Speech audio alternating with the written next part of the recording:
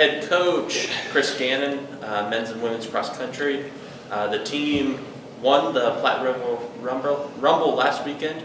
Coach, just give us a rundown of the race. Yeah, it's a really good opportunity for us to get out on the home course one more time before Big East next week. Just pretty excited with men's and women's team both coming away with team wins there. Just saw some really good improvements from both groups, packing up, running together, just kind of working on some of those strategies that we'll look to incorporate here next week. And then just saw some improvements over some of our athletes, throughout the season to be where we are, where we're trying to be to run fast when it matters most. What are some of those strategies you guys are looking at implement?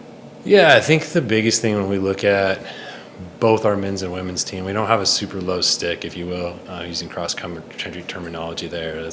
We don't have someone who's going to be a top 20 person at Big East. The Big East field is just so deep and so strong. There's multiple nationally ranked teams on both the men's and women's side. So what we have to do is we have to run well together as a pack, and we saw that this last weekend at Big East or at Platte Rumble, and we're working on that for Big East to just continue to try to work on bringing that spread together and working well together. And we saw the best effort on both the men's and women's side this last week with that here at the home meet to really bring that group together and just kind of move up through the field together and score well. When you win on both sides, what kind of momentum can that do headed into the Big East meet? It's exciting, for sure. I mean, I was here a long time before we won our first meet. I'll never forget that moment ever. And it's to have that, and for our kids, and to do that at the home course, which is going to be the home of Big East, there's definitely some home course advantage there, and there's that familiarity and there's that confidence. And we've been working and talking about that all fall with even some of the workouts we've ran at the home course.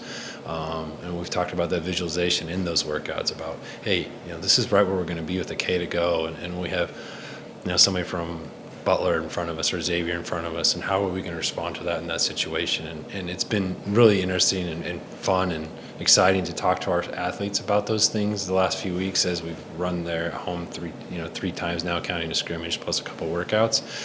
Of them seeing and hearing I knew that this was the spot I wanted to be able to make this move at Big East, or I was thinking about that.